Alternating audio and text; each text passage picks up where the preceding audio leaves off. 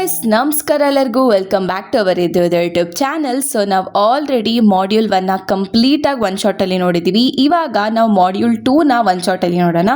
ಇದರಲ್ಲೂ ಕೂಡ ಎಲ್ಲ ಇಂಪಾರ್ಟೆಂಟ್ ಕ್ವೆಶನ್ಸ್ ಆಗಿರ್ಬೋದು, ಲೈಕ್ PYQs ಆಗಿರ್ಬೋದು, MQPs ಆಗಿರ್ಬೋದು. ಸೊ ಇದನ್ನು ಕವರ್ ಮಾಡಿದ್ವಿ. ನೀವು ಇಷ್ಟನ್ನು ಓದ್ಕೊಂಡು ಹೋದರೆ ಆರಾಮಾಗಿ ನೀವು ಎಕ್ಸಾಮ್ನ ಮುಗಿಸ್ಬೋದು. ಸೊ ಇದು ಬಯಾಲಜಿ ಸಬ್ಜೆಕ್ಟ್ ಅಲ್ಲ, ಆರಾಮಾಗಿ ನಾನು ಏನು ಹೇಳ್ತೀನಿ ಅದನ್ನು ನೀವು ಜಸ್ಟ್ ಕೇಳಿಸ್ಕೊಂಡು ಹೋದರೆ ಅದನ್ನೇ ನೀವು ಎಕ್ಸಾಮ್ ಪೇಪರಲ್ಲಿ ಬರೆದ್ರೆ ನಡೆದೋಗುತ್ತೆ. ಓಕೆನಾ? So because it is a complete theoretical subject ಮತ್ತು ತುಂಬಾ ಇಂಟ್ರೆಸ್ಟಿಂಗ್ ಸಬ್ಜೆಕ್ಟ್. ಓಕೆ, ಸೊ ನಾವು ಇವಾಗ ಒಂದೊಂದಾಗೆ ನೋಡ್ತಾ ಹೋಗೋಣ. ಸೊ ಫಸ್ಟಿಗೆ right the applications of nucleic acids and vaccines. So ನಮಗೆ ಫಸ್ಟ್ ಮಾಡ್ಯೂಲಲ್ಲಿ ಆಲ್ರೆಡಿ ನಮಗೆ ನ್ಯೂಕ್ಲಿಕ್ ಆಸಿಡ್ಸ್ ಬಗ್ಗೆ ನಮಗೆ ಗೊತ್ತಿತ್ತು ಅಲ್ವಾ? ಲೈಕ್ ಏನು ನ್ಯೂಕ್ಲಿಕ್ ಆಸಿಡ್ಸಲ್ಲಿ ನಮಗೆ 2 ಟೈಪ್ಸ್ ಇದೆ, ಒಂದು DNA, ಒಂದು RNA. ಸೊ ನಾರ್ಮಲ್ ಆಗಿ ಈ DNA ಆಗಲಿ RNA ಆಗಲಿ ಏನು ಸ್ಟೋರ್ ಮಾಡುತ್ತೆ? ಜೆನೆಟಿಕ್ ಇನ್ಫಾರ್ಮೇಷನ್ನ ಸ್ಟೋರ್ ಮಾಡುತ್ತೆ. ಆದರೆ ಇವತ್ತಿನ ದಿವಸ ಸೈಂಟಿಸ್ಟ್ ಏನು ಮಾಡಿದ್ದಾರೆ ಅಂತ ಅಂದರೆ ಈ ಒಂದು DNA ಅಥವಾ RNAನ ಯೂಸ್ ಮಾಡಿಕೊಂಡು ವ್ಯಾಕ್ಸಿನ್ಸ್ನ ಪ್ರಿಪೇರ್ ಮಾಡ್ತಿದ್ದಾರೆ. ಓಕೆನಾ? ಸೊ ಆ ವ್ಯಾಕ್ಸಿನ್ಸ್ ಬಗ್ಗೆ ನಾವು ಇವತ್ತು ಮಾತಾಡ್ತಾ ಹೋಗೋಣ. ಸೊ ಫಸ್ಟಿಗೆ DNA ವ್ಯಾಕ್ಸಿನ್ಸ್. ಸೊ ಈ DNA ವ್ಯಾಕ್ಸಿನ್ಸ್ ಏನಪ್ಪ ಅಂದರೆ ಇದು ನೀವು ಯಾವ ಥರ ಯೋಚನೆ ಮಾಡ್ತೀರಾ ಅಂತ ಅಂದರೆ ಇದನ್ನು ಒಂದು ಇನ್ಸ್ಟ್ರಕ್ಷನ್ಸ್ ಬುಕ್ ಥರ ಯೋಚನೆ ಮಾಡಿ. ಓಕೆನಾ? ಸೊ ಈ DNA ವ್ಯಾಕ್ಸಿನ್ಸ್ ಈ DNA ವ್ಯಾಕ್ಸಿನಲ್ಲಿ ಸೈಂಟಿಸ್ಟ್ಗಳು ಏನು ಮಾಡ್ತಾರೆ ಅಂತ ಅಂದರೆ ಇವಾಗ ವೈರಸ್ ಇರುತ್ತೆ ಅಲ್ವಾ, ಆ ವೈರಸ್ದು ಸ್ಮಾಲ್ ಪಾರ್ಟ್ ಅಥವಾ ಒಂದು ಸ್ಮಾಲ್ ಪೀಸ್ ಆಫ್ DNA ತಗೊಂಡು ನಮ್ಮ ಬಾಡಿಗೆ ಹಾಕ್ತಾರೆ. ಈ ಒಂದು DNA ಅಲ್ಲಿ ಇನ್ಸ್ಟ್ರಕ್ಷನ್ಸ್ ಇರುತ್ತೆ. ಓಕೆನಾ? ಆದರೆ ಯಾವುದೇ ರೀತಿ ಹಾರ್ಮ್ಫುಲ್ ಆಗಿರೋಂಥ ಪ್ರೋಟೀನ್ಸ್ ಏನಿರೋದಿಲ್ಲ. ಇವಾಗ ವೈರಸ್ ಅಂತ ಅಂದರೆ ಅದು ನಮ್ಮ ಬಾಡಿಗೆ ಅಫೆಕ್ಟ್ ಮಾಡುತ್ತೆ. ಓಕೆನಾ? ಆದರೆ ಈ ವ್ಯಾಕ್ಸಿನಲ್ಲಿರುವಂತಹ ಏನಂತೀರ ಹಾರ್ಮ್ಲೆಸ್ ಪ್ರೋಟೀನ್ನ ತೊಗೊತಾರೆ ವೈರಸ್ಸಿಂದ. ಸೊ ಅದನ್ನು ವ್ಯಾಕ್ಸಿನಿಗೆ ಹಾಕ್ತಾರೆ. ಆಮೇಲೆ ಆ ವ್ಯಾಕ್ಸಿನ ನಮ್ಮ ಬಾಡಿ ಒಳಗಡೆ ಹಾಕ್ತಾರೆ. ಓಕೆನಾ? ಆ ಬಾಡಿ ಏನು ಮಾಡುತ್ತೆ, ನಮ್ಮ ಬಾಡಿ ಆ ಇರೋವಂತಹ ಇನ್ಸ್ಟ್ರಕ್ಷನ್ಸ್ನ ಕಂಪ್ಲೀಟಾಗಿ ರೀಡ್ ಮಾಡಿಬಿಟ್ಟು ಅದೇ ಥರ ವೈರಸ್ನ ಪ್ರಿಪೇರ್ ಮಾಡೋಕ್ಕೆ ಸ್ಟಾರ್ಟ್ ಮಾಡುತ್ತೆ. ವೈರಸ್ ಅಂದರೆ ಅದೇ ಥರ ಒಂದು ಪ್ರೋಟೀನ್ನ ಪ್ರಿಪೇರ್ ಮಾಡ್ತಿರುತ್ತೆ. ಓಕೆನಾ? ಸೊ ಈ ಪ್ರೋಟೀನು ಹಾರ್ಮ್ಲೆಸ್ ಆಗಿರೋದ್ರಿಂದ ಸೊ ಯಾವುದೇ ರೀತಿ ನಮಗೆ ನಮ್ಮ ಬಾಡಿಗೆ ಅಫೆಕ್ಟ್ ಆಗೋದಿಲ್ಲ. ಅಂದರೆ ಆ ವ್ಯಾಕ್ಸಿನ್ ಹಾಕಿದ ತಕ್ಷಣ ನಮಗೆ ಲೈಕ್ ಸಿಕ್ಕಾಗ್ಬಿಡೋದು ಸಡನ್ ಆಗಿ ಆ ಥರ ಎಲ್ಲ ಆಗೋದಿಲ್ಲ ಆ ವ್ಯಾಕ್ಸಿನ್ಸು. ಓಕೆನಾ? ಇದೇನು ಮಾಡುತ್ತೆ, ನಮ್ಮ ಒಂದು ಇಮ್ಯೂನ್ ಸಿಸ್ಟಮಿಗೆ ಏನು ಮಾಡುತ್ತೆ, ಕಲಿಸುತ್ತೆ ಇದೇ ಥರ ವೈರಸ್ ಬರ್ಬೋದು ಅಂತ. ಓಕೆನಾ? ಸೊ ಇವಾಗ ನೀವು ಆ ಒಂದು ವ್ಯಾಕ್ಸಿನ್ನ ನಿಮ್ಮ ಬಾಡಿಲಿ ಹಾಕಿದಾಗ ಇಮ್ಯೂನ್ ಸಿಸ್ಟಮ್ ಏನು ಮಾಡುತ್ತೆ, ಅದನ್ನು ನೋಡಿಬಿಟ್ಟು ಇದು ಯಾವುದೋ ಬೇರೆ ಥರ ವೈರಸ್ ಥರ ಇದೆ, ಸೊ ನಾನು ಇದಕ್ಕೆ ಆ್ಯಂಟಿಬಾಡೀಸ್ನ ಪ್ರಿಪೇರ್ ಮಾಡ್ತೀನಿ ಅಂತ ಹೇಳ್ಬಿಟ್ಟು ಅದ್ರ ಅಗೇನ್ಸ್ಟ್ ಫೈಟ್ ಮಾಡೋದಕ್ಕೆ ಅದೇನು ಮಾಡ್ತಿರುತ್ತೆ, ಆ್ಯಂಟಿಬಾಡೀಸ್ನ ರಿಲೀಸ್ ಮಾಡ್ತಿರುತ್ತೆ. ಓಕೆನಾ? ಆಮೇಲೆ ಸೊ ಇದರಿಂದ ಏನಾಗುತ್ತೆ, ಇವಾಗ ನೀವು ಈ ಥರ DNA ವ್ಯಾಕ್ಸಿನ್ಸ್ನ ಹಾಕ್ತಾರೆ ಅಲ್ವಾ, ಸೊ ಆವಾಗ ನಿಮ್ಮ ಇಮ್ಯೂನ್ ಸಿಸ್ಟಮ್ಗೆ ಮೊದಲೇ ಗೊತ್ತಾಗಿರುತ್ತೆ, ಓಕೆ ಈ ಥರ ಒಂದು ವೈರಸ್ ಇದೆ, ನಾನು ಇದಕ್ಕೆ ಇದೇ ರೀತಿ ನಾನು ಫೈಟ್ ಮಾಡಬೇಕು ಅಂತ ಹೇಳ್ಬಿಟ್ಟು ಆ್ಯಂಟಿಬಾಡೀಸ್ ಬಿಡುತ್ತಲ್ವಾ. ಸೊ ಅದರಿಂದ ನೆಕ್ಸ್ಟ್ ನಿಮಗೆ ರಿಯಲ್ ವೈರಸ್ ಬಂದಾಗ ಸೊ ಆ ಇಮ್ಯೂನ್ ಸಿಸ್ಟಮಿಗೆ ಗೊತ್ತಾಗ್ಬಿಡುತ್ತೆ, ಓಕೆ ನನಗೆ ಇದು ನಂಗೆ ಆಲ್ರೆಡಿ ಗೊತ್ತು, ನಾನು ಆರಾಮಾಗಿ ಫೈಟ್ ಮಾಡಿಬಿಡ್ತೀನಿ ಅಂತ ಅದಕ್ಕೊಂದು ಕಾನ್ಫಿಡೆನ್ಸ್ ಬರುತ್ತೆ ಇಮ್ಯೂನ್ ಸಿಸ್ಟಮಿಗೆ. ಅರ್ಥ ಆಯ್ತಲ್ವಾ? So this is the thing R advantages of the DNA vaccines ಅಂತಲೇ ಹೇಳ್ಬೋದು.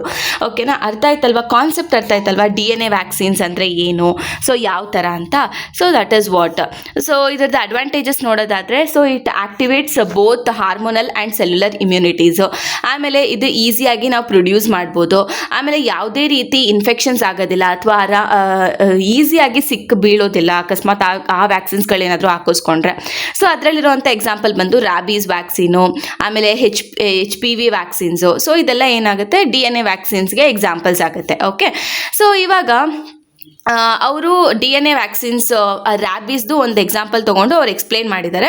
So you can write that also. ಅಥವಾ ನಾನೇನು ಹೇಳ್ದೆ ಅಲ್ವಾ DNA ವ್ಯಾಕ್ಸಿನ್ಸ್ದು ಕಾನ್ಸೆಪ್ಟು, ಅದನ್ನು ನೀವು ಬರಿತಾ ಹೋಗಿ.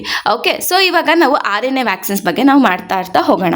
ಸೊ ಈ RNA ವ್ಯಾಕ್ಸಿನ್ಸ್ ಅಂತ ಅಂದರೆ ಇದೊಂದು ಲೈಕ್ ಯಾವ ಥರ ಅಂತ ಅಂದರೆ ಇದು ಒಂದು ಮೆಸೇಜ್ ಇವಾಗ DNA ಒಂದು ಮೆಸೇಜ್ ಅಂತ ಅಂದ್ಕೊಳ್ಳಿ. ಆ ಮೆಸೇಜ್ನ ಕಾಪಿ ಮಾಡಿರುವಂಥದ್ದನ್ನ ನಾವು RNA ಅಂತ ಹೇಳ್ತೀವಿ. ಈ RNA ಅಂದರೆ it is like a message copied from the DNA ಇರೋಂಥ ಇನ್ಸ್ಟ್ರಕ್ಷನ್ನ ಕಾಪಿ ಮಾಡ್ಕೊಂಡಿರುವಂಥದ್ದು. ಸೊ ಅದನ್ನು ನಾವು RNA ಅಂತ ಹೇಳ್ತೀವಿ. ಓಕೆನಾ? ಸೊ ಇನ್ಸ್ಟೆಡ್ ಆಫ್ ಗಿವಿಂಗ್ DNAನ ಕೊಡೋ ಬದಲು ಸೈಂಟಿಸ್ಟ್ ಏನು ಮಾಡ್ತಾರೆ, ಡೈರೆಕ್ಟಾಗಿ mRNAನ ಕೊಡ್ತಾರೆ ಬಾಡಿಗೆ.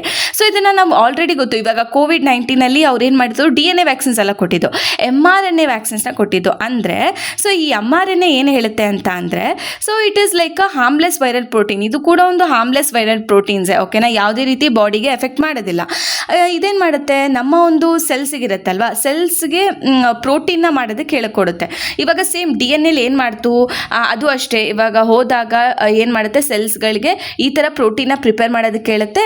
ಆಮೇಲೆ ಇಮ್ಯೂನ್ ಸಿಸ್ಟಮಿಗೆ ಏನಾಗುತ್ತೆ, ಸೊ ಇದು ಯಾವುದೋ ಒಂದು ಹೊಸ ವೈರಸ್ ಬಂದಿದೆ ಅಂತ ಹೇಳ್ಬಿಟ್ಟು ಆ್ಯಂಟಿಬಾಡೀಸ್ನ ಪ್ರಿಪೇರ್ ಮಾಡೋದಕ್ಕೆ ಹೋಗ್ತಿರುತ್ತೆ. ಓಕೆನಾ, ಅದೇ ರೀತಿ even mRNA is nothing but it is just a copy of the DNA ಅಷ್ಟೇ.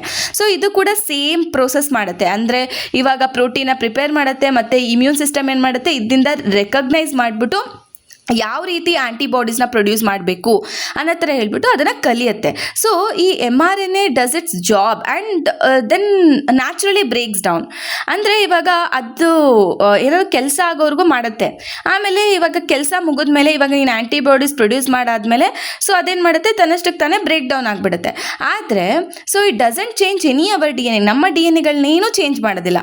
ಓಕೆನಾ, so that is about RNA. ಅರ್ಥ ಆಯ್ತಲ್ವಾ? ಸೊ RNAನೂ ಸೇಮ್ DNA ಥರನೇ, but it is nothing but it is just a copy of the DNA ಅಂತಲೇ ಹೇಳ್ಬೋದು. So it is just a copy of the message. DNA ಏನೇನು message ಇರುತ್ತೆ ಅದೆಲ್ಲ just it will have a copy in that. Okay, that is what mRNA. So ಇವಾಗ advantages ಬಂದುಬಿಟ್ಟು it can help for the development and produce, it can be produce quickly. ಆಮೇಲೆ mRNA doesn't mix R change the bodies DNA. That is what I said, ಯಾವುದೇ ರೀತಿ DNAಸ್ನ change ಮಾಡೋದಿಲ್ಲ. ಆಮೇಲೆ strong immune system strong ಆಗಿ respond ಮಾಡುತ್ತೆ. So ಇವಾಗ ನಮಗೆ already ಗೊತ್ತು COVID-19 ಯಾವ ರೀತಿ ವ್ಯಾಕ್ಸಿನ್ಸ್ ಹಾಕಿದ್ರು. ಸೊ ನಿಮಗೆ ಅದು ಗೊತ್ತಾಯ್ತಲ್ವ ಯಾವ ರೀತಿ ಒಂದು ಪ್ರೊಸೀಜರ್ ಇದೆ. ಪ್ರೊಸೀಜರ್ ಅಂದರೆ ಯಾವ ರೀತಿ ಕಾನ್ಸೆಪ್ಟ್ ಇದೆ ಅಂತ ನಿಮ್ಗೆ ಗೊತ್ತಾಯ್ತಲ್ವ. So that is important. Okay, so ನೀವು ಇದು COVID-19 ನೀವೇ ಎಕ್ಸ್ಪ್ಲೇನ್ ಮಾಡ್ಕೊಳ್ತಾ ಹೋಗ್ಬೋದು. ಸೊ ಇದರಲ್ಲಿ ಏನಾಗುತ್ತೆ ಅಂತ ಅಂದರೆ COVID-19 ಇವಾಗ ಡಿಸೀಸ್ ಬಂದಾಗ ಇವಾಗ ನಿಮಗೆ ವ್ಯಾಕ್ಸಿನ್ಸ್ ಹಾಕ್ತಾರಲ್ವಾ. ಸೊ ಅದೇನು ಮಾಡುತ್ತೆ, ಸೆಲ್ಸ್ಗಳಿಗೆ ಅವು ಏನು ಹೇಳುತ್ತೆ ಅಂತಂದರೆ ಸ್ಪೈಕ್ ಪ್ರೋಟೀನ್ನ ಪ್ರಿಪೇರ್ ಮಾಡೋಕ್ಕೆ ಹೇಳುತ್ತೆ. ಸೊ ಅದು ಸ್ಪೈಕ್ ಪ್ರೋಟೀನ್ಸ್ನ ಪ್ರಿಪೇರ್ ಮಾಡಿದ ತಕ್ಷಣ ಸೊ ಏನಾಗುತ್ತೆ, ಇವಾಗ ನಿಮ್ಮ ಇಮ್ಯೂನ್ ಸಿಸ್ಟಮು ಅದಕ್ಕೆ ಆ್ಯಂಟಿಬಾಡೀಸ್ನ ಪ್ರೊಡ್ಯೂಸ್ ಮಾಡುತ್ತೆ. ಇವಾಗ ನಮಗೆ ಗೊತ್ತು COVID-19 ನೀವು ಆಲ್ರೆಡಿ ಟಿ ವಿನಲ್ಲೆಲ್ಲ ನೋಡೇ ಇರ್ತೀರ ಯಾವ ರೀತಿ ಇತ್ತು ಅಂತ. ಮೇಲ್ಗಡೆ ಸ್ಪೈಕ್ಸ್ ಎಲ್ಲ ಇತ್ತಲ್ವ, ಅದೇ ರೀತಿ ಆ ವ್ಯಾಕ್ಸಿನ್ ಹಾಕಿದಾಗ ಸೆಲ್ಸಿಗೆಲ್ಲ ಸ್ಪೈಕ್ ಪ್ರೋಟೀನ್ನ ಪ್ರಿಪೇರ್ ಮಾಡೋಕ್ಕೆ ಹೇಳುತ್ತೆ. ಸೊ ಆ ಸ್ಪೈಕ್ ಪ್ರೋಟೀನ್ನ ಪ್ರಿಪೇರ್ ಮಾಡಿದಾಗ ಅದು ಪ್ರೊಡ್ಯೂಸ್ ಮಾಡಿದಾಗ ಇಮ್ಯೂನ್ ಸಿಸ್ಟಮ್ ಏನು ಮಾಡುತ್ತೆ, ಅದಕ್ಕೆ ಆದಂಥ ಆ್ಯಂಟಿಬಾಡೀಸ್ನ ಏನು ಮಾಡುತ್ತೆ, ಕಳಿಸುತ್ತೆ. ಸೊ ಆ್ಯಂಟಿಬಾಡೀಸ್ನ ಕಳಿಸಿದಾಗ ಏನು ಮಾಡುತ್ತೆ, ನೆಕ್ಸ್ಟ್ ರಿಯಲ್ ಕೊರೋನಾ ವೈರಸ್ ನಮ್ಮ ಬಾಡಿಗೆ ಎಂಟರ್ ಆದರೆ ಸೊ ಈ ನಮ್ಮ ಇಮ್ಯೂನ್ ಸಿಸ್ಟಮಿಗೆ ಆಲ್ರೆಡಿ ಗೊತ್ತು ಯಾವ ರೀತಿ ಫೈಟ್ ಮಾಡಬೇಕು ಅಂತ, ಅದು ಆರಾಮಾಗಿ ಫೈಟ್ ಮಾಡ್ತಾ ಹೋಗುತ್ತೆ. ಓಕೆನಾ, so that is about RNA vaccines. ಕಂಪ್ಲೀಟಾಗಿ ಅರ್ಥ ಆಯ್ತಲ್ವಾ, what is DNA, what is RNA, ಆಮೇಲೆ COVID-19 ಯಾವ ರೀತಿ ಆಯಿತು ಅದೆಲ್ಲ ಗೊತ್ತಾಯ್ತಲ್ವಾ. ಸೊ ನೆಕ್ಸ್ಟ್ ಬಂದುಬಿಟ್ಟು right A note on applications of the lipids in the biodiesel productions. So applications ಕೇಳಿದ್ದಾರೆ. ಸೊ ನಮಗೆ ಆಲ್ರೆಡಿ ಲಿಪಿಡ್ಸ್ ಅಂದರೆ ಗೊತ್ತು. ಏನು ಲಿಪಿಡ್ಸ್ ಅಂದರೆ it is nothing but it is just a fats are the oils ಅಲ್ವಾ. So ಈ fats ಅಥವಾ oils ಏನು ಮಾಡ್ತೀವಿ ನಾವು ಬಯೋಡೀಸಲ್ಗೆ ಕನ್ವರ್ಟ್ ಮಾಡ್ತೀವಿ. ಸೊ ಈ ಬಯೋಡೀಸಲ್ಗೆ ಕನ್ವರ್ಟ್ ಮಾಡ್ತೀವಲ್ಲ, ಇದು obviously this biodiesels are eco friendly. So that is what lipids are nothing but it is nothing but a fats are the oils ಅಂತ ಅಂದ್ಕೊಳ್ಳಿ. ಓಕೆ, ಸೊ ಈ ಒಂದು ಲಿಪಿಡ್ಸು ನೀವು ಯಾವ ರೀತಿ ಪ್ರೊಡ್ಯೂಸ್ ಮಾಡ್ತೀರಾ ಅಂತ ಅಂದರೆ, ಸೊ ಸೋರ್ಸಸ್ಗಳು ಯಾವ್ದ್ಯಾವುದು ಅಂತ ಅಂದರೆ ಫಸ್ಟಿಗೆ ವೆಜಿಟೇಬಲ್ ಆಯಿಲ್.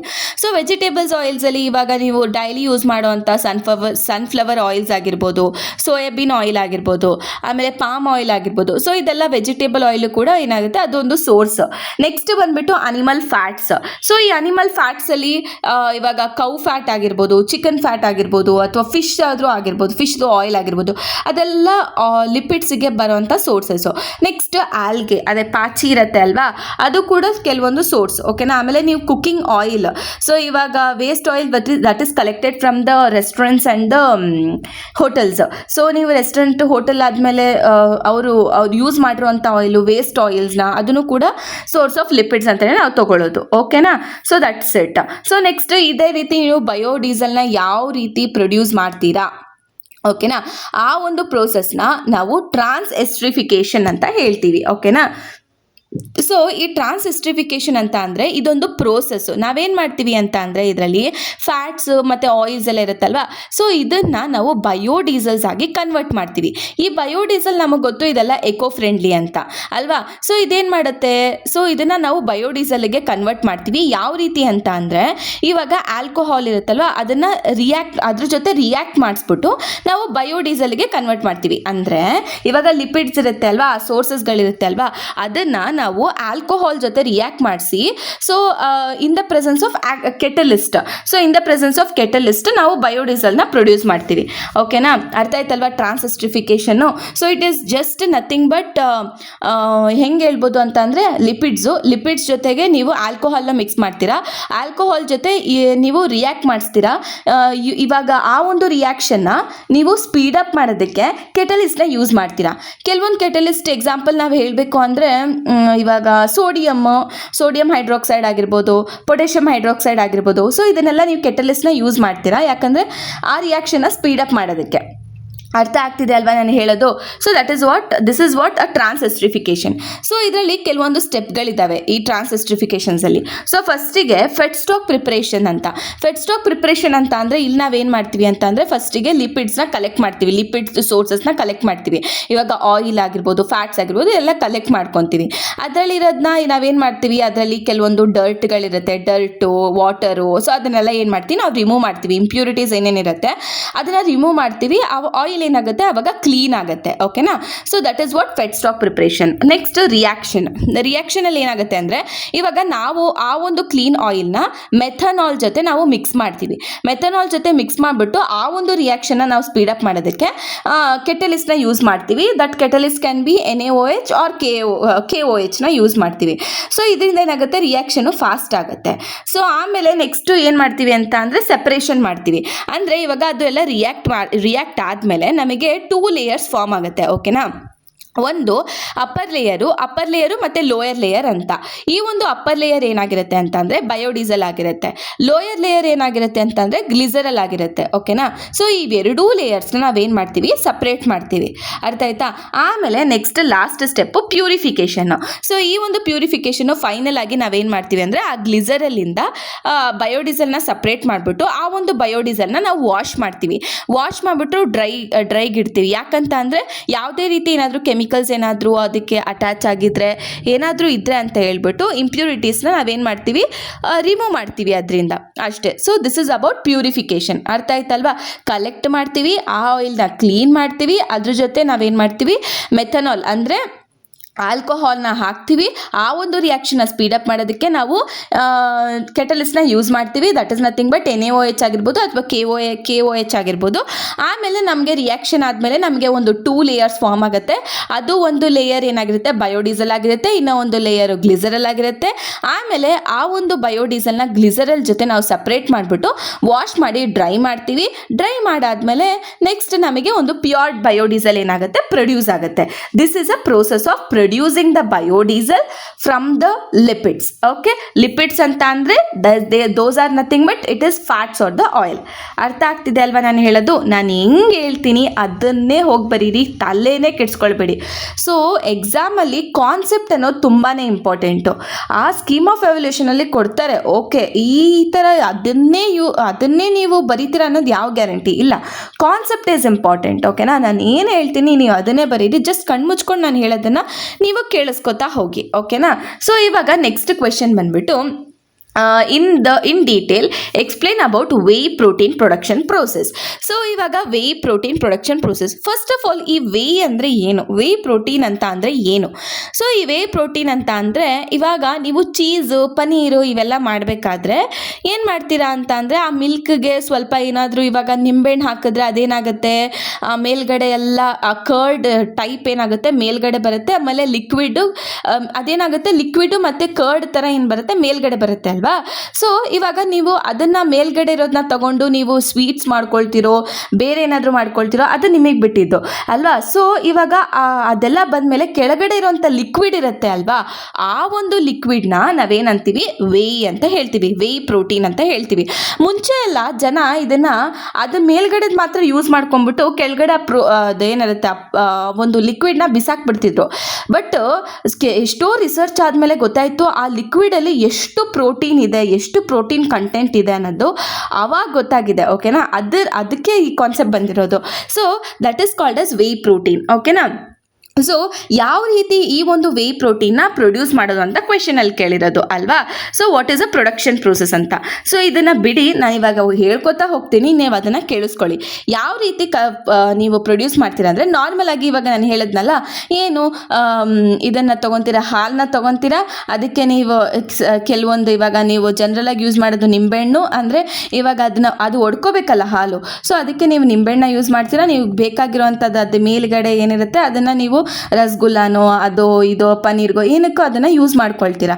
ಮಿಕ್ಕಿರೋದಂಥದ್ದು ವೇ ಪ್ರೋಟೀನ್, ಅದನ್ನೇ ನೀವು ಎಳಿಬೇಕು, ಈ ಒಂದು ಕಾನ್ಸೆಪ್ಟನ್ನ ಎಳಿಬೇಕು. ಯಾವ ರೀತಿ ಎಳಿಬೇಕಂತ ನಾನು ಹೇಳ್ಕೊಡ್ತೀನಿ ನೋಡಿ.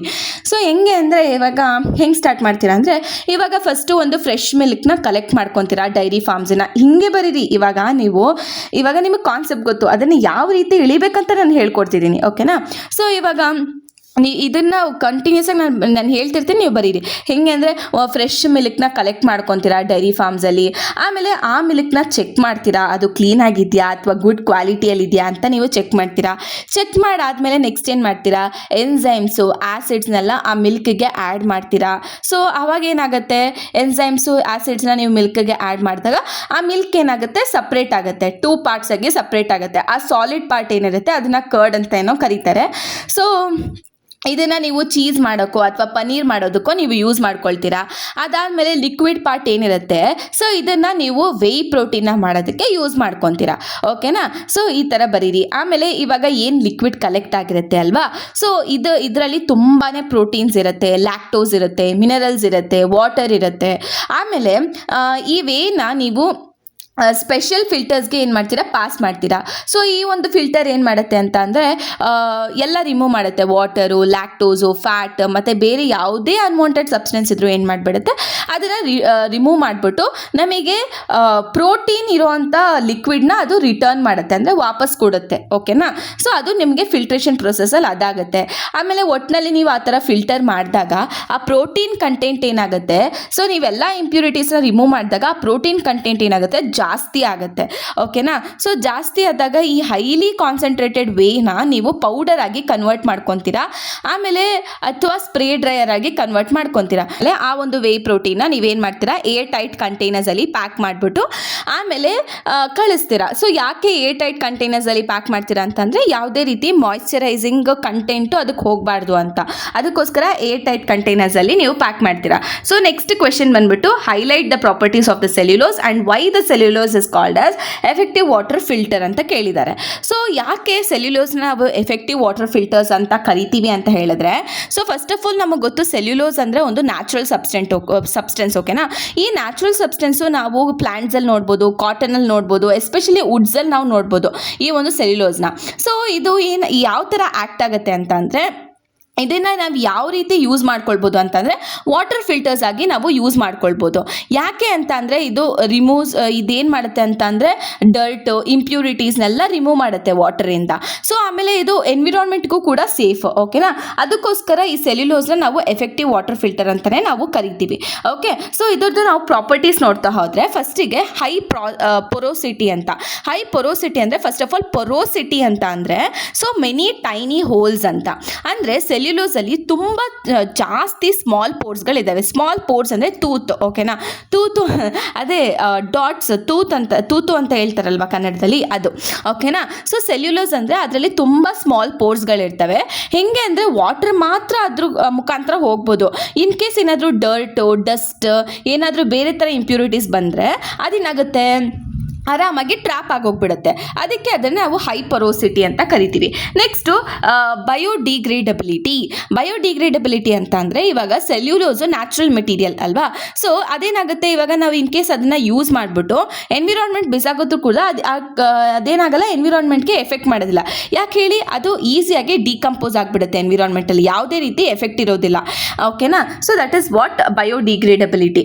ಸೊ ನೆಕ್ಸ್ಟ್ ಕಾಸ್ಟ್ ಎಫೆಕ್ಟಿವ್ ಅಂದರೆ, ಇವಾಗ ಸೆಲ್ಯುಲೋಸ್ ಸೆಲ್ಯುಲೋಸು ಯಾವ ರೀತಿಯಿಂದ ಆಪ್ಟೈನ್ ಆಗುತ್ತೆ? ಸೆಲ್ಯುಲೋಸು ನಮಗೆ ಗೊತ್ತು, ನಾವು ಪ್ಲಾಂಟ್ಸಿಂದ ಆಪ್ಟೈನ್ ಮಾಡ್ಬೋದು, ವುಡ್ಡಿಂದ ಆಪ್ಟೈನ್ ಮಾಡ್ಬೋದು, ಆರಾಮಾಗಿ ಎನ್ವಿರಾನ್ಮೆಂಟಲ್ ನ್ಯಾಚುರಲ್ ರಿಸೋರ್ಸಸ್ ಏನಿರುತ್ತೆ ಅಲ್ವಾ, ಅದರಿಂದ ನಾವು ಆಪ್ಟೈನ್ ಮಾಡ್ಕೊಳ್ಬೋದು. ಸೊ ಅದರಿಂದ ಏನಾಗುತ್ತೆ, ಇದು ಚೀಪು ಮತ್ತು ಅಫೋರ್ಡಬಲ್, ಓಕೆನಾ, ವಾಟರ್ ಫಿಲ್ಟರ್ಸ್ ಮಾಡೋದಕ್ಕೆ. ಸೊ ನೆಕ್ಸ್ಟ್ ಬಂದುಬಿಟ್ಟು good mechanical strength. Good mechanical strength ಅಂತ ಅಂದರೆ ಈ ಎಷ್ಟೇ ವಾಟರ್ ಫ್ಲೋ ಆದರೂ ಕೂಡ ಕಂಟಿನ್ಯೂಸ್ ಆಗಿ ಸೆಲ್ಯುಲೋಸು ತುಂಬ ಸ್ಟ್ರಾಂಗ್ ಆಗಿರುತ್ತೆ, ಯಾವುದೇ ರೀತಿ ಹರಿದೋಗೋದಿಲ್ಲ, ಮತ್ತು ಅದು ತುಂಬ ಈಸಿಯಾಗಿ ಏನು ಮಾಡ್ಬೋದು, ಫ್ಲೋ ಆಗಿಬಿಡುತ್ತೆ ವಾಟರ್ ಎಲ್ಲ, ಓಕೆನಾ. ಸೊ ನೆಕ್ಸ್ಟ್ ಬಂದುಬಿಟ್ಟು chemical resistance. So chemical resistance ಅಂದರೆ ಇವಾಗ ಸೆಲ್ಯುಲೋಸು ಯಾವುದೇ ರೀತಿ ಕೆಮಿಕಲ್ಸ್ ಪ್ರೆಸೆಂಟ್ ಇದ್ರೂ ವಾಟರಲ್ಲಿ ಅದನ್ನು ಆರಾಮಾಗಿ ರೆಸಿಸ್ಟ್ ಮಾಡುತ್ತೆ, ಅಂದರೆ ತಡೆಯುತ್ತೆ. ಸೊ ಅವಾಗ ಏನಾಗುತ್ತೆ, so this remains stable and works properly during the filtration. Okay, so next ಬಂದುಬಿಟ್ಟು ಯಾವ ರೀತಿ ವರ್ಕ್ ಆಗುತ್ತೆ ಅಂತ. ಸೊ ಇವಾಗ ಯಾವ ರೀತಿ ವರ್ಕ್ ಆಗುತ್ತೆ ಜನರಲಾಗಿ ಹೇಳಬೇಕು ಅಂದರೆ, ಇವಾಗ ನೀವೇನು ಮಾಡ್ತೀರಾ, ಡರ್ಟಿ ವಾಟರ್ನ ಫಿಲ್ಟರಿಗೆ ನೀವು ಹಾಕ್ತೀರಾ, ಪೋರ್ ಮಾಡ್ತೀರಾ. ಈ ವಾಟರ್ ಏನಾಗುತ್ತೆ, ಆ ಟೈನಿ ಪೋರ್ಸ್ ಇರುತ್ತೆ ಅಲ್ವಾ ಸೆಲ್ಯುಲೋಸಲ್ಲಿ, ಅದ್ರ ಮಧ್ಯ ಪಾಸ್ ಆಗುತ್ತೆ. ಸೊ ಇವಾಗ ಯಾವುದೇ ರೀತಿ ಡರ್ಟು, ಡಸ್ಟು, ಬ್ಯಾಕ್ಟೀರಿಯಾಸ್ ಅಥವಾ ಯಾವುದೇ ರೀತಿ ಇಂಪ್ಯೂರಿಟೀಸ್ ಇದ್ರೂ ಕೂಡ ಏನಾಗುತ್ತೆ, ಆ ಫಿಲ್ಟರಲ್ಲಿ ಟ್ರ್ಯಾಪ್ ಆಗೋಗ್ಬಿಡುತ್ತೆ. ಆಮೇಲೆ ನಮಗೆ ಅದರಿಂದ ಔಟ್ಪುಟ್ ಏನು ಬರುತ್ತೆ ಅಂದರೆ, ನಮಗೆ ಕ್ಲೀನ್ ವಾಟರ್ಸ್ ಏನು ಬರುತ್ತೆ, ಬೇರೆ ಸೈಡಿಂದ ನಮಗೆ ಕ್ಲೀನ್ ವಾಟರ್ ಬರುತ್ತೆ. So this is what working of the cellulose. ಅರ್ಥ ಆಯ್ತಾ? So that is what I have written in the ಏನಂತೀರಾ, ಈ ಒಂದು ನೋಟ್ಸಲ್ಲಿ ಅದನ್ನೇ ಬರೆದಿರೋದು. ಓಕೆ, ಸೊ ಇವಾಗ ನಾವು ಆಲ್ರೆಡಿ ಈ ಒಂದು ವ್ಯಾಕ್ಸಿನ್ಸ್ಗಳ ಬಗ್ಗೆ ನಾವು ನೋಡಿದ್ದೀವಿ. ಸೊ ನೆಕ್ಸ್ಟ್ ಇವಾಗ water bioplastic justify PHA as bioplastic mentioning its properties and applications. Okay, so ಇವಾಗ ನಾವು ಬಯೋಪ್ಲಾಸ್ಟಿಕ್ಸ್ ಬಗ್ಗೆ ನೋಡೋಣ. So first of all bioplastics ಅಂದರೆ ಏನು?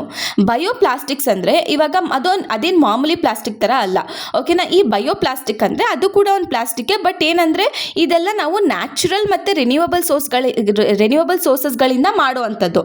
ಇವಾಗ ಪ್ಲ್ಯಾಂಟ್ಸ್, ಬ್ಯಾಕ್ಟೀರಿಯಾಸ್ ಮತ್ತು ಯಾವುದೇ ರೀತಿ ಬಯೋಲಾಜಿಕಲ್ ಮೆಟೀರಿಯಲ್ಸ್ ಇರುತ್ತಲ್ವಾ, ಅದರಿಂದ ಮಾಡುವಂಥ ಪ್ಲಾಸ್ಟಿಕ್ನ ನಾವು ಬಯೋಪ್ಲಾಸ್ಟಿಕ್ ಅಂತ ಹೇಳ್ತೀವಿ. ಇವಾಗ ನಾರ್ಮಲ್ ಪ್ಲಾಸ್ಟಿಕ್ಸ್ ಎಲ್ಲ ಏನಾಗೋದಿಲ್ಲ, ಎನ್ವಿರಾನ್ಮೆಂಟಲ್ಲಿ ಡಿಕಂಪೋಸ್ ಆಗೋದಿಲ್ಲ. ಆದರೆ ಈ ಬಯೋ ಪ್ಲಾಸ್ಟಿಕ್ಸ್ ಏನಾಗುತ್ತೆ, ಆರಾಮಾಗಿ ನ್ಯಾಚುರಲ್ ಆಗಿ ಏನಾಗುತ್ತೆ, ಡಿಕಂಪೋಸ್ ಆಗುತ್ತೆ ಎನ್ವಿರಾನ್ಮೆಂಟಲ್ಲಿ. ಸೊ ಇದೇನಾಗುತ್ತೆ, ಅದರಿಂದ ಎಕೋ ಫ್ರೆಂಡ್ಲಿ, ಓಕೆನಾ. So that is what bioplastic. ಇವಾಗ PHA ಆಸ್ ಬಯೋಪ್ಲಾಸ್ಟಿಕ್ಸ್ನ ಜಸ್ಟಿಫೈ ಮಾಡಿ ಅಂತ ಅವ್ರು ಕೇಳಿರೋದು ಅಲ್ವಾ. ಸೊ ಇವಾಗ PHA ಆಸ್ ಬಯೋಪ್ಲಾಸ್ಟಿಕ್ಸ್ ಅಂತ ಅಂದರೆ ಇವಾಗ ಇದು ಒನ್ ಆಫ್ ದ ಇಂಪಾರ್ಟೆಂಟ್ ಬಯೋಪ್ಲಾಸ್ಟಿಕ್ಸ್ ಅಂತಲೇ ಹೇಳ್ಬೋದು. ಸೊ ಅದನ್ನು PHA ಅಂತ ಕರೀತಾರೆ, ಓಕೆನಾ. ಸೊ ಈ PHA ಯಾವ ರೀತಿ ಪ್ರೊಡ್ಯೂಸ್ ಮಾಡ್ತೀರಾ ಅಂತ ಅಂದರೆ, ಬ್ಯಾಕ್ಟೀರಿಯಾಯಿಂದ ನೀವು ಪ್ರೊಡ್ಯೂಸ್ ಮಾಡ್ತೀರಾ ಈ ಒಂದು PHAನ. ಸೊ ಈ ಒಂದು ಬ್ಯಾಕ್ಟೀರಿಯಾದಲ್ಲಿ ಎಕ್ಸ್ಟ್ರಾ ಫುಡ್ಡು ಎಲ್ಲ ಸ್ಟೋರ್ ಆಗಿರುತ್ತೆ. ಸೊ ಆ ಎಕ್ಸ್ಟ್ರಾ ಫುಡ್ ಎಲ್ಲ ಸ್ಟೋರ್ ಆಗಿರುತ್ತಲ್ಲ, ಯಾವ ಫಾರ್ಮಲ್ಲಿ ಸ್ಟೋರ್ ಆಗಿರುತ್ತೆ ಅಂದರೆ PHA ಫಾರ್ಮಲ್ಲಿ ಸ್ಟೋರ್ ಆಗಿರುತ್ತೆ. ಅದಕ್ಕೆ ಈ ಸೈಂಟಿಸ್ಟ್ಗಳು ಏನು ಮಾಡ್ತಾರೆ, ಅದನ್ನು PHAನ ಕಲೆಕ್ಟ್ ಮಾಡಿಬಿಟ್ಟು ಮತ್ತು ಬಯೋಪ್ಲಾಸ್ಟಿಕ್ನ ಮಾಡೋದಕ್ಕೆ ಆ ಒಂದು PHAನ ಯೂಸ್ ಮಾಡ್ಕೊಳ್ತಾರೆ. ಸೊ ಈ ಥರ ನೀವು ಜಸ್ಟಿಫೈ ಮಾಡ್ಬೋದು. ಮತ್ತು ಪ್ರಾಪರ್ಟೀಸ್ ಅಂತ ಅಂದರೆ, ನೀವು ಇವಾಗ ಸಿಂಪಲ್ ಆಗಿ ಬಯೋಡಿಗ್ರೇಡಬಲ್ ಅಂತ ಅಂದರೆ ಇವಾಗ ನೀವು ಅದನ್ನು ಎನ್ವಿರಾನ್ಮೆಂಟ್ಗೆ ಅದು ಯಾವುದೇ ರೀತಿ ಎಫೆಕ್ಟ್ ಮಾಡೋದಿಲ್ಲ, ಆರಾಮಾಗಿ ಡಿಕಂಪೋಸ್ ಆಗುತ್ತೆ.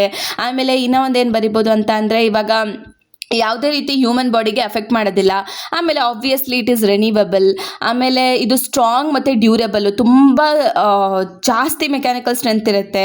ಆಮೇಲೆ ಯಾವುದೇ ರೀತಿ ಹಾರ್ಮ್ಫುಲ್ ಕೆಮಿಕಲ್ಸ್ನ ರಿಲೀಸ್ ಮಾಡೋದಿಲ್ಲ, ಓಕೆನಾ. ಆಮೇಲೆ ಅಪ್ಲಿಕೇಶನ್ಸಿಗೆ ನೀವು ಪ್ಯಾಕಿಂಗ್ ಮೆಟೀರಿಯಲ್ಸ್ ಅಂತ ಬರಿಬೋದು. ಆಮೇಲೆ ಮೆಡಿಕಲ್ ಪ್ರಾಡಕ್ಟ್ಸಿಗೆ, ಆಮೇಲೆ agriculture, disposable items.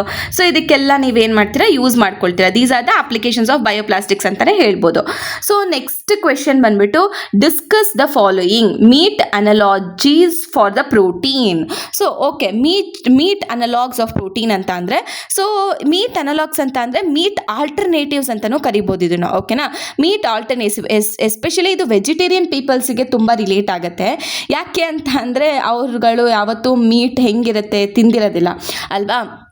So meet ಅನಲಾಗ್ಸ್ ಅಂತ ಅಂದರೆ ಇದೊಂದು ಮೀಟ್ ಆಲ್ಟರ್ನೇಟಿವ್ ಅಂತಲೇ ಹೇಳ್ಬೋದು.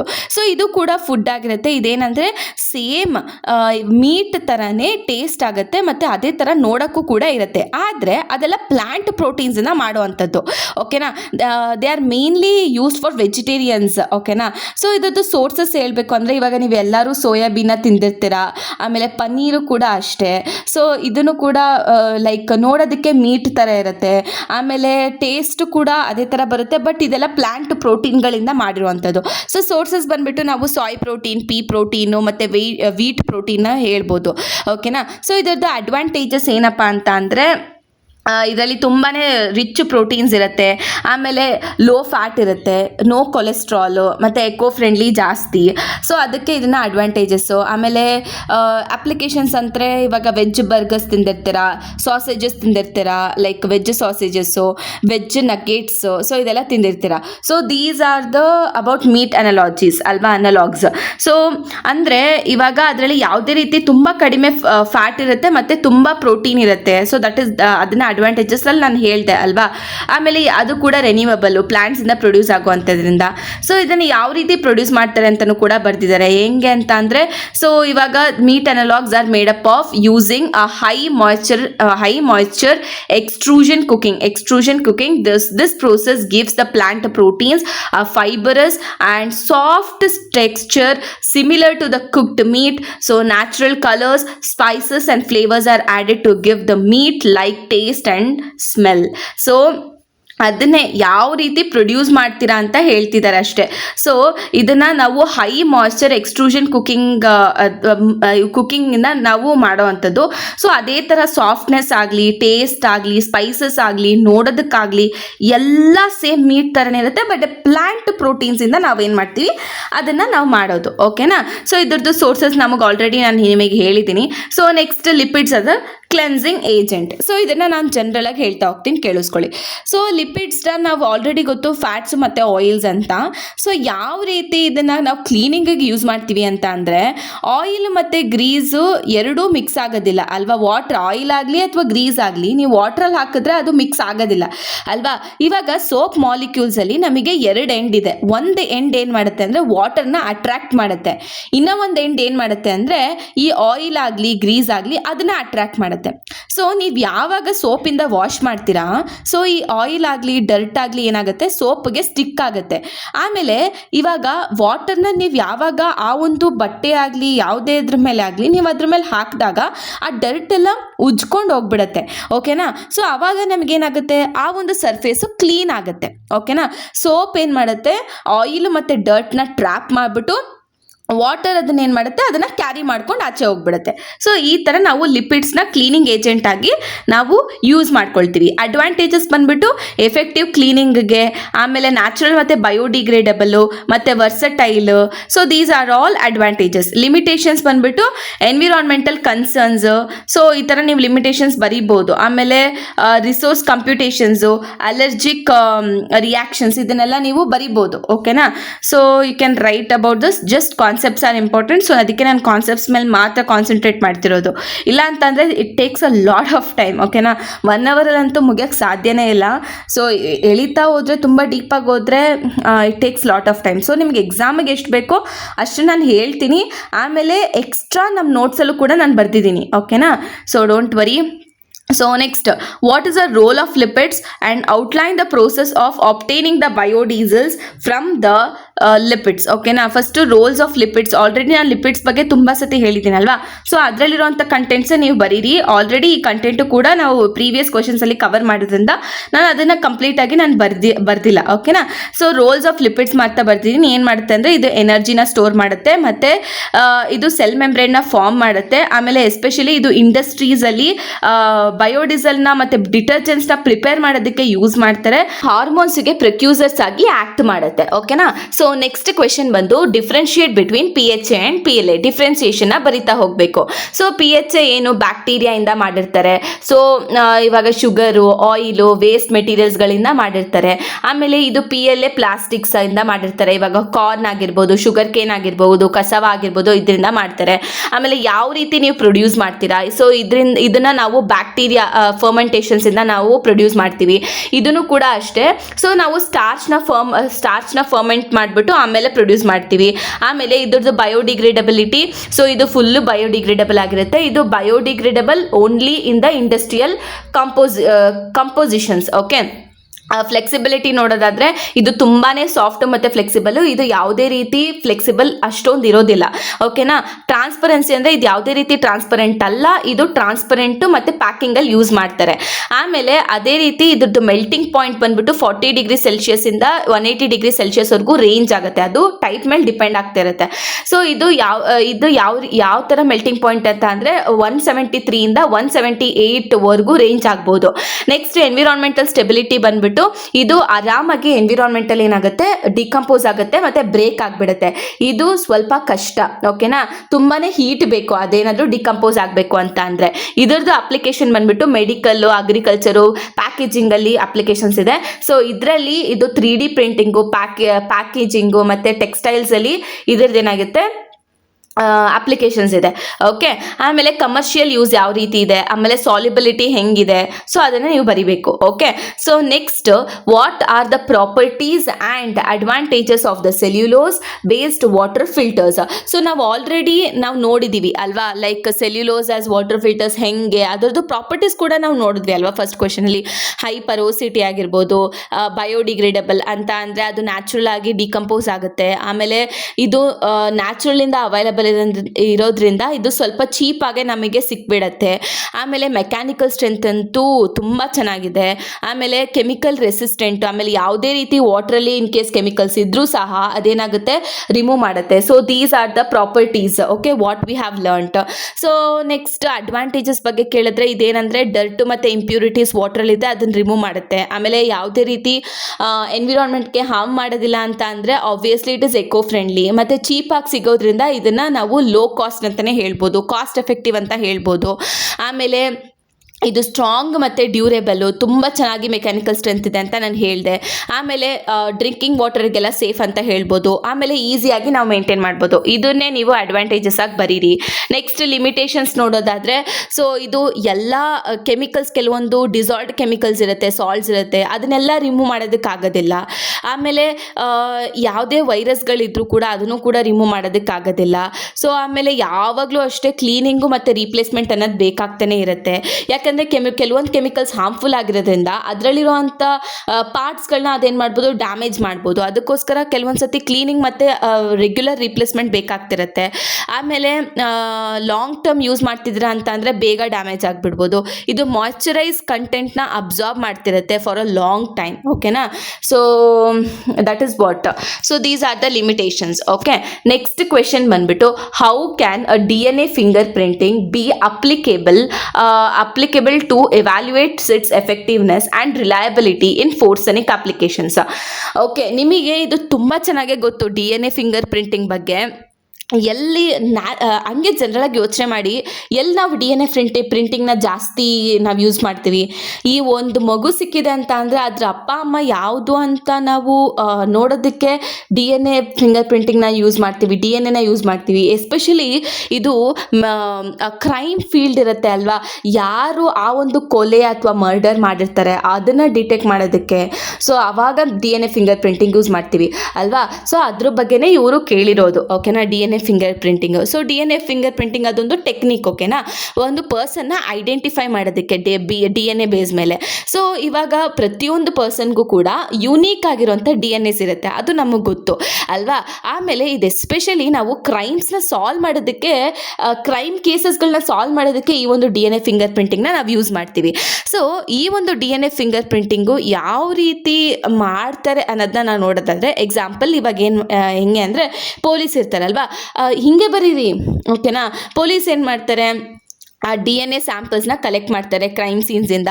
ಇವಾಗ ಬ್ಲಡ್ ಆಗಿರ್ಬೋದು, ಏರ್ ಆಗಿರ್ಬೋದು, ಎಂಜಿಲ್ ಆದರೆ ಸಲೈವ ಆಗಿರ್ಬೋದು, ಆಮೇಲೆ ಸ್ಕಿನ್ ಸೆಲ್ಸ್ ಆಗಿರ್ಬೋದು, ಇದನ್ನು ಕಲೆಕ್ಟ್ ಮಾಡ್ತಾರೆ. ಈ ಒಂದು DNA ಸ್ಯಾಂಪಲ್ಸ್ನ ಕಲೆಕ್ಟ್ ಮಾಡಿಬಿಟ್ಟು ಸಸ್ಪೆಕ್ಟಿಂದ ಏನು ಮಾಡ್ತಾರೆ, ಅದನ್ನು ಲ್ಯಾಬ್ಗೆ ಕಳಿಸ್ತಾರೆ. ಅಲ್ಲಿ ಸೈಂಟಿಸ್ಟ್ಗಳು ಏನು ಮಾಡ್ತಾರೆ, ಆ DNAನ ಕಂಪೇರ್ ಮಾಡ್ತಾರೆ. ಅಂದರೆ ಇವಾಗ ಕ್ರೈಮಲ್ಲಿ ಸಿಕ್ಕಿರೋವಂಥ DNA, ಆಮೇಲೆ ಇವಾಗ ಇವರು ಪೊಲೀಸ್ ಹತ್ರ ಸಿಕ್ಕಾಕೊಂಡಿರ್ತಾರಲ್ಲ ಅವ್ರದ್ದು DNA ಎರಡೂ ಸೇಮ್ ಇದೆಯಾ ಅಂತ ಚೆಕ್ ಮಾಡ್ತಾರೆ.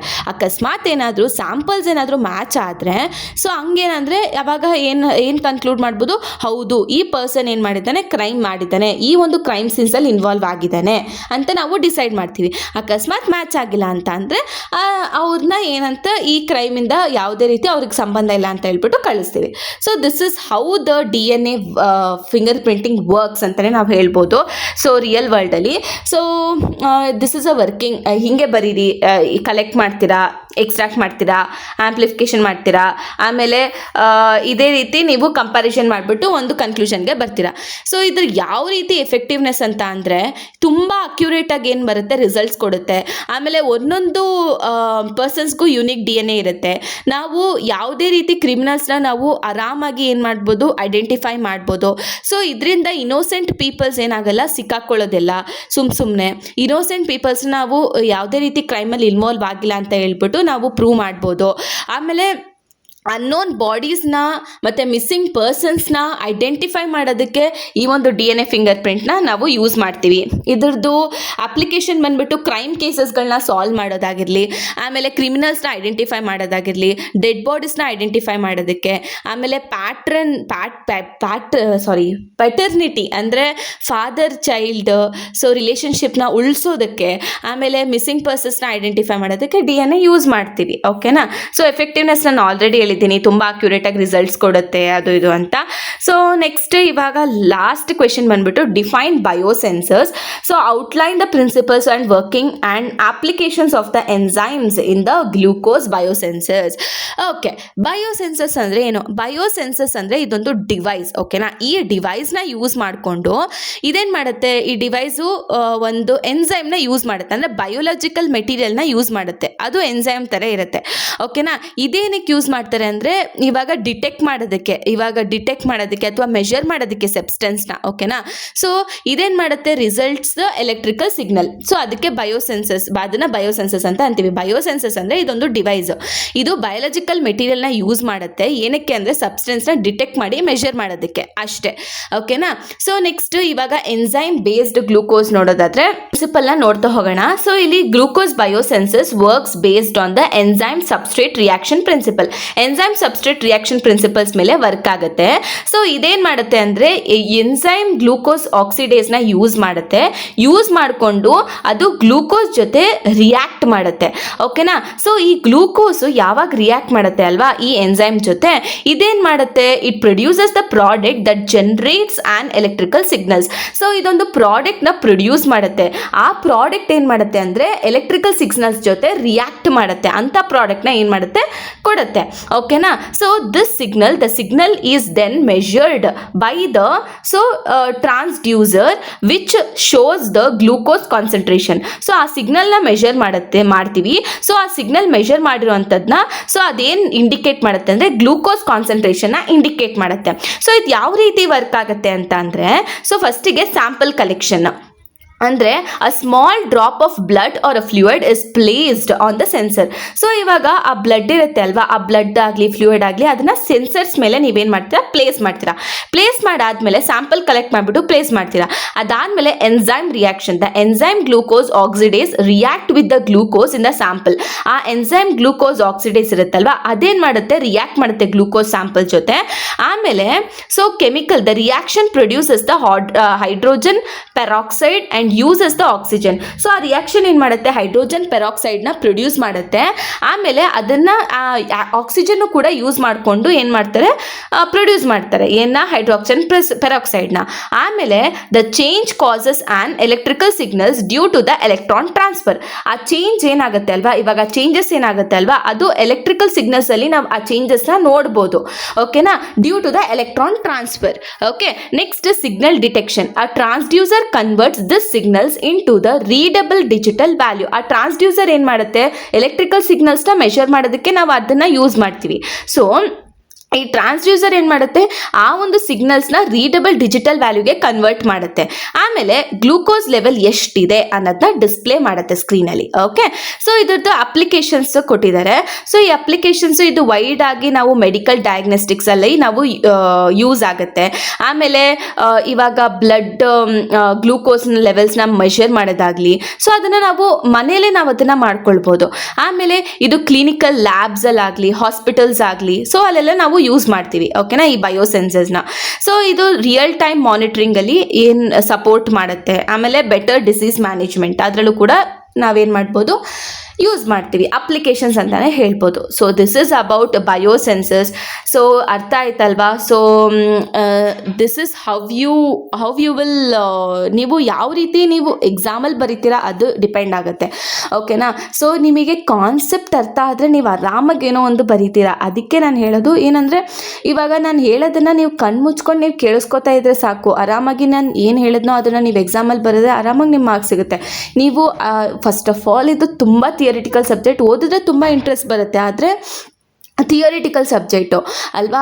ಸೊ ನೀವು ಕೇಳಿಸ್ಕೊಂಡಿದ್ದನ್ನ ನೀವು ಬರೆಯೋದು ಈಸಿ. ಓಕೆ, ಸೊ ಅದಕ್ಕೆ this is a reason for doing this biology subject ಅಂತಲೇ ನಾನು ಹೇಳ್ತೀನಿ. ಸೊ ಬೋರಿಂಗ್ ಸಬ್ಜೆಕ್ಟು, ನಿಮಗೆ ಬೋರ್ ಅನಿಸ್ಬಾರ್ದು, ಅದಕ್ಕೋಸ್ಕರ ಕೇಳಿಸ್ಕೊತಾ ಇದ್ದರೆ ಕೇಳಿಸ್ಕೊತಾನೆ ಇರಬೇಕು ಅನಿಸುತ್ತೆ. ಯಾಕಂದರೆ ಆ ಥರ ಟಾಪಿಕ್ಸ್ ಇದ್ದಾವೆ. ಬಟ್ ನಾವೇ ಕೂತೋಗ್ತೀವಿ ಅಂತ ಅಂದರೆ it takes lot of time, ಮತ್ತು ಇನ್ನೂ ಡೆಪ್ತಾಗಿ ಹೋಗಬೇಕು ಅಂತ ಅನಿಸುತ್ತೆ. ಸೊ ಇದು ಆ್ಯಕ್ಚುಲಿ ಕಾನ್ಸೆಪ್ಟ್ ತುಂಬ ಚೆನ್ನಾಗಿದೆ. ಬಟ್ ಏನಂದರೆ ನೀವು ಟೈಮ್ ಹಾಕಬೇಕಷ್ಟೆ. ಇನ್ ಕೇಸ್ ತುಂಬ ಟೈಮ್ ಇದ್ದಿದ್ರೆ ನಾನು ಡೆಪ್ತಾಗಿ ಹೇಳ್ಕೊಡ್ತಿದ್ದೆ. ಬಟ್ ಏನಂದರೆ ಡೆಪ್ತಾಗಿ ಹೇಳ್ಕೊಡ್ತಾ ಹೋದರೆ ತುಂಬ ಅವರ್ಸ್ಗಟ್ಟಲೆ ಆಗೋಗ್ಬಿಡುತ್ತೆ. ಅದಕ್ಕೋಸ್ಕರ ಎಕ್ಸಾಮಿಗೆ ಎಷ್ಟು ಬೇಕೋ ಅಷ್ಟನ್ನು ಮಾತ್ರ ನಾನು ಹೇಳ್ಕೊಟ್ಟಿದ್ದೀನಿ. ಸೊ ನೀವು ಈ ನೋಟ್ಸಲ್ಲಿ ನೀವು ನಿಮ್ಮ ಪಾಡಿಗೆ ನೀವು ಓದ್ಕೋಬೋದು. ಓಕೆ, ಆರಾಮಾಗಿದೆ, ಮತ್ತು ಈಸಿಯಾಗೂ ಕೂಡ ಬರ್ತಿದ್ದೀನಿ. Okay, so don't worry about that. ನೀವು ಇದೇ ರೀತಿ ಬರಿಬೇಕು ಅಂತೇನಿಲ್ಲ. ಓಕೆನಾ, ಜಸ್ಟ್ ಇವಾಗ ಸ್ಕೀಮ್ ಆಫ್ ಎವಲ್ಯೂಷನಲ್ಲೂ ಸುಮ್ಮನೆ ಹಾಗೆ ಕೊಟ್ಟಿರ್ತಾರೆ. ಓಕೆ, ಅವರು ಒಂದೆರಡು ಸೆಂಟೆನ್ಸ್ ಕೊಟ್ಟಿರ್ತಾರೆ ಅಷ್ಟೇ. ಸೊ ನೀವು ಅಲ್ಲಿ ಹೆಂಗೆ ಬರೀತೀರಾ, ಹೆಂಗೆ ರೆಪ್ರೆಸೆಂಟ್ ಮಾಡ್ತೀರಾ ಅದ್ರ ಮೇಲೆ ಡಿಪೆಂಡ್ ಆಗುತ್ತೆ. ಕೆಲವೊಂದು ಕೀವರ್ಡ್ಸ್ಗಳಿರುತ್ತೆ, ಸೊ ಅದನ್ನು ಅಂಡರ್ಲೈನ್ ಮಾಡೋದಾಗಲಿ. ಸೊ ನೀವು ನಿಮ್ಮ ಒಂದು ಓಕೆ, ನಿಮಗೆ ಆನ್ಸರ್ ಒಂದು ಕಡೆ ಗೊತ್ತು, ದಟ್ ಈಸ್ ಸೆಕೆಂಡ್ರಿ. ಓಕೆನಾ, ಸೊ ನೀವು ಆ ಆನ್ಸರ್ನ ನೀವು ಯಾವ ರೀತಿ ರೆಪ್ರೆಸೆಂಟ್ ಮಾಡ್ತೀರಾ, ಜಸ್ಟ್ ಮೇಲ್ಗಡೆ ನೋಡಿದ ತಕ್ಷಣ ವಾವ್ ಅನಿಸ್ಬೇಕು ಅವರಿಗೆ. ಓಕೆ, ಎಲ್ಲ ಪ್ರೆಸೆಂಟ್ ಇದೆ ಅಂತ ಅನ್ನೋ ಥರ ನೀವು ಫೀಲ್ ಮಾಡಿಸ್ಬೇಕು. ಓಕೆ, ಸೊ ನಾನು ಏನು ಹೇಳ್ತೀನಿ ಅಂದರೆ, ಯಾವಾಗಲೂ ಅಷ್ಟೇ ನೀವು ಸ್ಟಾರ್ಟಿಂಗಲ್ಲಿ ನಿಮಗೆ ಯಾವ ಮಾಡ್ಯೂಲಲ್ಲಿ ಕಾನ್ಫಿಡೆನ್ಸ್ ಇದೆ ಅಲ್ವಾ, ಆ ಮಾಡ್ಯೂಲಿಂದ ಸ್ಟಾರ್ಟ್ ಮಾಡಿ. ಆಮೇಲೆ ನಿಮಗೆ ಗೊತ್ತಿಲ್ಲದೆ ಇರೋದನ್ನ ನೀವು ಲಾಸ್ಟಲ್ಲಿ ಬರೆದ್ರೆ ಆಗುತ್ತೆ. ಓಕೆ, ಅದಕ್ಕೆ ನಿಮ್ಗೆ ಯಾವ ಮಾಡ್ಯೂಲ್ ಗೊತ್ತು ಫಸ್ಟ್ ಆ ಮಾಡ್ಯೂಲ್ನ ಬರೀರಿ. ಕೀವರ್ಡ್ಸ್ ಇಂಪಾರ್ಟೆಂಟ್, ಕೀವರ್ಡ್ಸ್ನ ಅಂಡರ್ಲೈನ್ ಮಾಡಿ, ನೀಟಾಗಿ ನಿಮ್ಮ ಕಾನ್ಸೆಪ್ಟ್ ಗೊತ್ತಿರೋದನ್ನ ರೆಪ್ರೆಸೆಂಟ್ ಮಾಡಿ. ಕಾನ್ಸೆಪ್ಟ್ ಈಸ್ ಇಂಪಾರ್ಟೆಂಟ್ ಅಷ್ಟೇ. ಓಕೆ, ಇಷ್ಟೇ ಹೇಳ್ತಾ ಥ್ಯಾಂಕ್ ಯು ಸೋ ಮಚ್.